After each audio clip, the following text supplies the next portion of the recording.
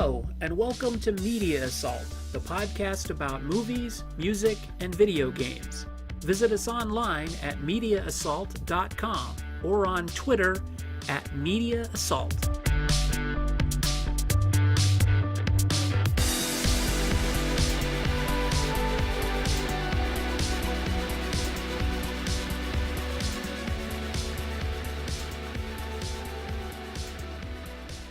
Hello, and welcome to Media Assault, the podcast about movies, music, and video games.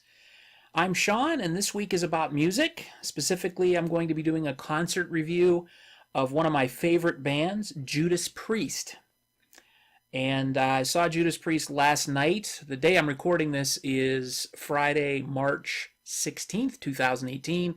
I saw them last night in Youngstown, Ohio, at the Covelli Center. And I've seen Priest I've seen Priest 4 times prior to last night. I saw them in 1988 on the Ram It Down tour, and that had Dave Holland still on drums. I saw them twice on the Painkiller tour, one in 1990 and one in 1991. I believe those are the correct years. It was quite a while ago. But the second show was part of the Operation Rock and Roll tour that featured Alice Cooper, Motorhead, Metal Church, and Dangerous Toys. That was a very cool night. I saw that in Burgettstown, Pennsylvania. It was, it was called the Star Lake Amphitheater back then. I have no idea what it's called now. And then I saw them in 2005 on the Angel of Retribution tour, which was the reunion with Rob Halford, after they had a stint with Tim Ripper Owens, and unfortunately I never did get to see that iteration of the band. I do like the recordings that Ripper did, but I never saw them live. So as you may be aware if you're a Judas Priest fan, and I'm going to include this in case you're not, in 2011, founding member K.K. Downing left the band. He retired, and he was replaced by a guitarist named Richie Faulkner, who had previously played with Lauren Harris's band. And Lauren Harris is the daughter of Iron Maiden bassist Steve Harris. And everybody was wondering, how long can the band go on without one of their founding guitarists, because the band is so much built upon the fact that they are a dual guitar attack. Well, in 2018, actually just last month, it was announced that Glenn Tipton, who was the remaining original guitarist, was no longer going to tour with the band because he has Parkinson's disease. Although he did play on their most recent album, Firepower, which was just released on March 9th. And he's officially still a band member. Now, he was replaced on the tour as the band's touring guitarist by a man named Andy Sneap. And Andy Sneap is a co-producer on the Firepower album, along with Tom Allom, who was a longtime producer for the band, who just recently returned to the fold for the Firepower album. He's credited with kind of bringing a little bit more of that classic sound back to the band. But anyway, Andy Sneap played with 2 other bands, Sabbath and Hell. And he's also quite an accomplished producer and mixer. I believe he's actually won a Grammy, although I'm not familiar with what he won it for. So hearing that Glenn Tipton wasn't going to be in the band anymore, and having purchased my tickets back in October, I was a little bit hesitant to see what the band would be like without either of their two cornerstones. And it was that dual guitar attack that led me get into the band in the first place. So now both of those guys, K.K. Downing and Glenn Tipton, are no longer touring with the band. But I was excited to see Rob Halford, who I consider one of the greatest heavy metal vocalists of all time, and being able to see him one more time certainly helped ease my trepidation a bit. Scott Travis is an amazing drummer, and Ian Hill, who is the bass player and the sole remaining founding member, he is and always has been a solid foundation for the band's groove. He just sort of stands in the back on stage and just plays. He's not fancy. He's very conservative most of the time with his playing, but he lays down a good groove for the band to build on. So anyway, on March 13th, the band opened their tour in Wilkes-Barre, Pennsylvania. And the set list was chock full of songs that they hadn't played in years, and one that they'd never played live before at all. So that got me excited again, and off I went to Youngstown for the second night of the Firepower Tour. And Black Star Riders were the opening band, and I didn't know a lot about them beyond the fact that they feature one-time Thin Lizzy guitarist Scott Gorham and Ricky Warwick on vocals, and he used to play for a band called The Almighty. Their set was hampered by a really muddy sound mix, and it caused the bass drum to kind of overpower everything. My seat was in the direct center of the floor section, and maybe it had something to do with the acoustics of the Covelli Center, but it sounded like they were playing underwater a lot of the time. Saxon was the second band to play, and if you don't know about Saxon, they are one of the what are called the new wave of British heavy metal, bands that came in the late 70s, early 1980s that came from Britain and were really influential in reinvigorating heavy metal, which had sort of fallen by the wayside thanks to punk and just moving trends and things of the time. But there are bands like Judas Priest was one of them, although sometimes people say that they weren't because they were founded back in the late 60s. But Def Leppard, Raven,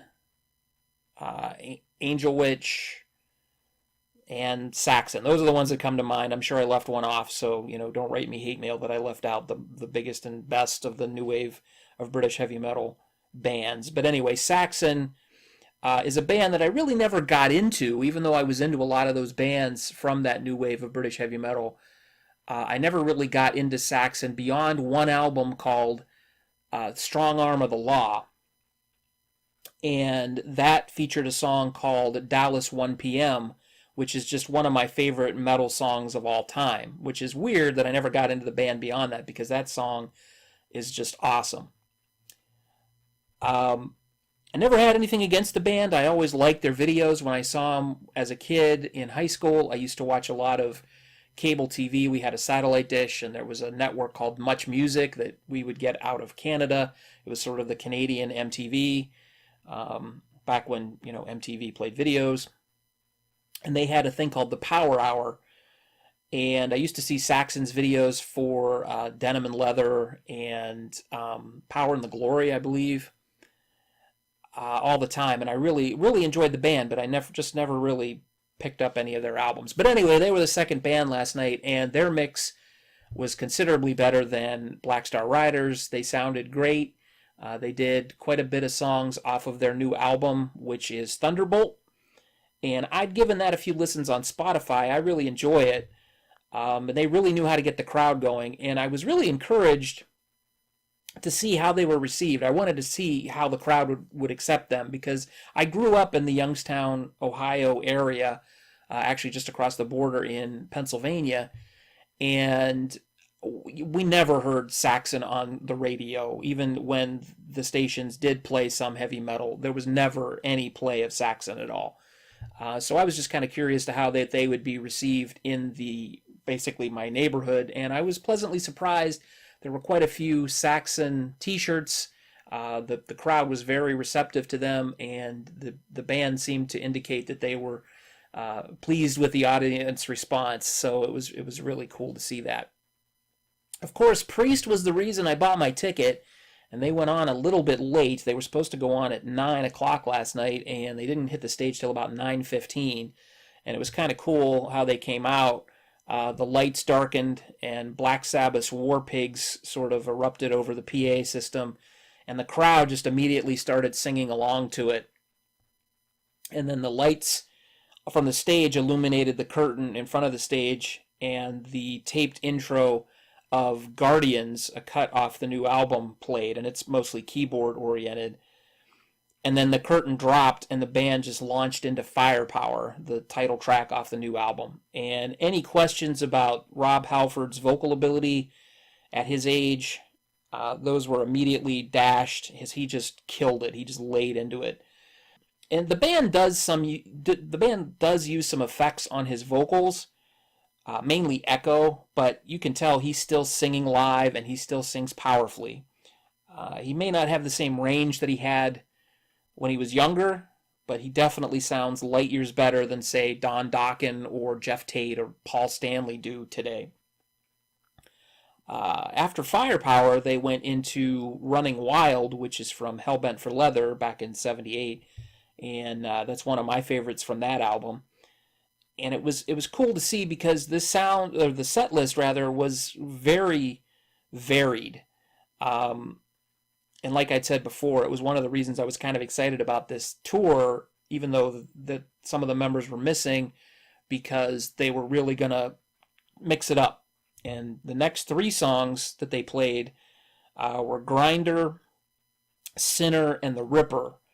And those are probably Priest classics for hardcore Priest fans, but for the casual listener who only knows them from their 80s songs and the 80s MTV songs, probably didn't know them too well. So the crowd seemed a little bit, I don't want to say subdued during those songs, but it wasn't mass acceptance of those particular tracks. The Ripper was cool because they featured some clips up on a large video screen that was showing headlines and photos from Jack the Ripper's reign over the Whitechapel area of London in the late 1800s, and it was kind of cool. They had the headlines and different drawings and pictures and stuff from that time, and that was kind of cool. Kind of told the story behind the song.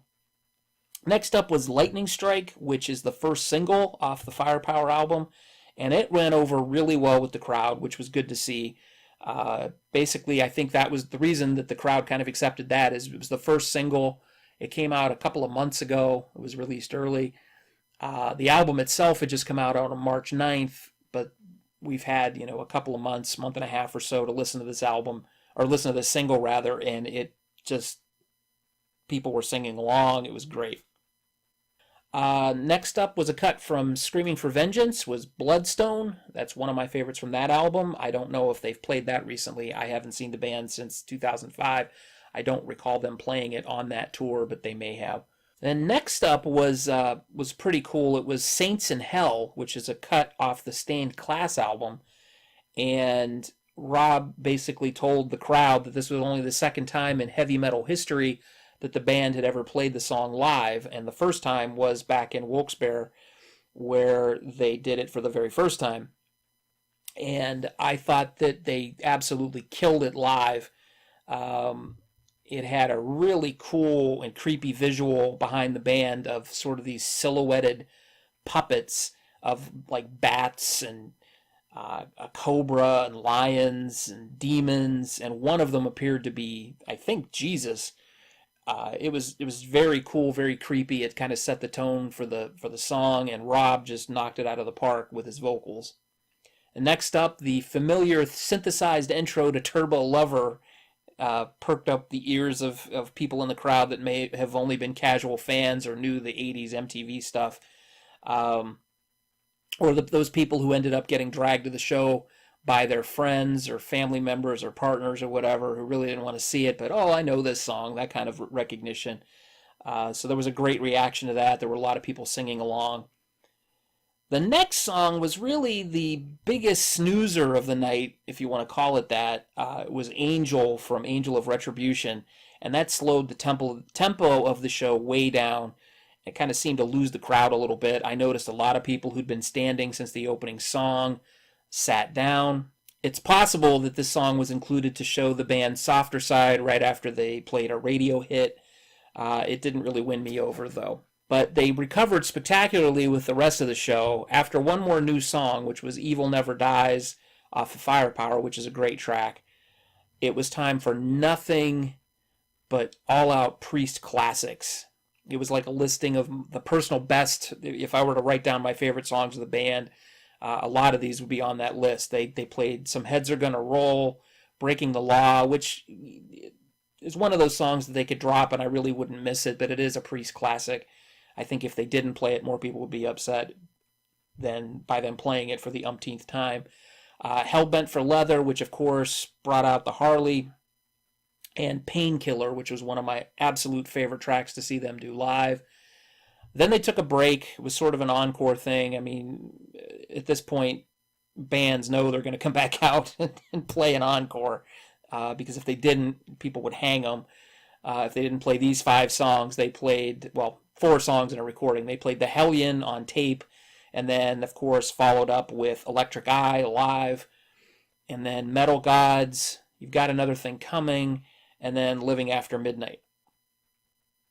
And at the end of the show, on the screen behind them, this giant message appeared that said, "The priest will be back." And even though I had my hesitancy before the show, I'll gladly see this version of Judas Priest again. And I kind of want to go over some of the thoughts that I had. I had an hour and a half drive home, and I was sort of thinking about during the show. So some of the thoughts that I had during the show or afterwards were Richie Faulkner. It looks like he's taken over most of the leads in the show, and it looks like Andy Sneap plays some of them, but the bulk of the heavy lifting is done by Faulkner. I didn't see the last tour with Glenn Tipton, which was the Redeemer of Souls tour, but a friend of mine said that he'd noticed the same thing on that tour, that it looked like Richie Faulkner was playing a lot of the leads and Tipton wasn't. I can't speak to that because I didn't see it. I watched a couple of videos from the tour, and I didn't watch the whole show, but I watched a couple of them, and it looked like Tipton was playing solo, so I don't know. But definitely tonight it was mostly, or last night rather, it was mostly Richie Faulkner and Andy Sneap playing some leads, but not many. I think all the leads on Painkiller, for example, were Richie Faulkner. Is that inherently a bad thing? No.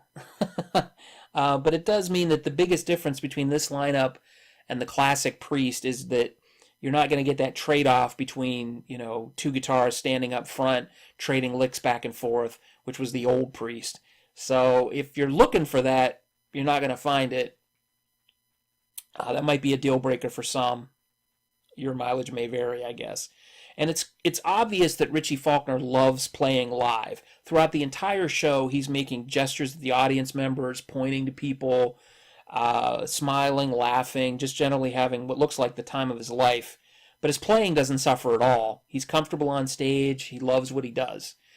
On the flip side of that, Andy Sneap really doesn't have much of a stage presence. Like I'd mentioned before, bassist Ian Hill, he stands towards the back of the stage and he just plays. But visibly, you can tell he's getting into the music. He's lifting his guitar up and down to the tempo of the song. He's into it. He's just rocking back and forth. Andy Sneap didn't seem to even be keeping beat. He was very fixated on his playing. That may be a result of, the fact that he's now filling in for one of the greatest metal guitarists of all time in one of the greatest metal bands of all time, and he doesn't want to screw up. But he might grow more comfortable as time goes on, but right now he looks every bit the part of a fill-in musician rather than a member of the band. Drummer, he plays drums like it's effortless for him. Some drummers, they kind of oversell how into it they are, and they're pounding the skins and, making all sorts of crazy faces. Travis, he's as cool as can be, and he just lays out beats like crazy. The intro to Painkiller, absolutely one of the highlights of the show. It's incredible. Travis is just sitting back there, laid back, like he does this all the time, just stand back, let me do my thing. And it kind of made me wonder, like, based on the complexity of that intro and how he's just sort of looking so relaxed, I wonder if he's kind of coasting in Judas Priest, or he just doesn't overplay because he doesn't feel the need to. He just wants to, supplement the Priest sound by not becoming, the main fixture. I don't know how you want to classify what he does, but he certainly makes playing look easy. And then there's Rob Halford. This guy has been through a lot over the years. He beat addiction to alcohol and drugs. He came out as, homosexual in 1998. and he's overwhelmingly been accepted by the metal community. I don't know of anybody that has bashed him for coming out. Been completely accepted. And he still just brings it 100% voice-wise to this day. His stage banter is still the same stage banter that he had back in the 80s, where he's asking the crowd if they're ready for some Judas Priest style heavy metal and calling the audience members, audiences are metal maniacs. But that's actually part of his charm now, I guess. I mean, if he didn't do that, you'd wonder what was wrong with him. But it was almost to the T. He had the same stage banner going that he had on the 1985 or 1986 Priest Live album. It was actually less, because I think he talked more on that album than he talked last night. Even though his banter may border on antique, he is not an antique. He still belts out vocal pyrotechnics like none other. He can still let it rip. And like something like Painkiller, which is more than 10 songs deep into the set list, it wasn't flawless like the record, but you could still hear the power in his voice, and just amazing stuff. Does he sound like he did back in the 80s? No, but who does? And when I was leaving the arena last night, I still heard people commenting on the strength of his performance, the ability to scream like a banshee. And he may run off stage after every song to drink tea to coat his throat. He's admitted to doing that in interviews, where he basically goes off stage to do, maintenance to keep his throat clear and keep the phlegm out and whatnot. But the fact that he does that, he's maintaining his instrument, and it's to his credit that he sounds as good as he does, because he does that. So it's not for just wardrobe changes. He's actually doing something back there. Now, I know there are a lot of people that are going to think Judas Priest should pack it in now that KK and Glenn aren't part of the band, at least as part of the touring edition of the band, with Glenn saying he's still going to write and I guess play on albums as long as he can. But after seeing this show, I'm going to say that, I really don't think they should pack it in. I think that that's really a premature thing.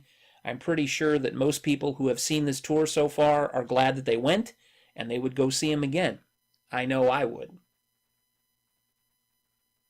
Okay, that's it for this episode of Media Assault. Next week will be our first video game related episode, and I hope you load us up for that.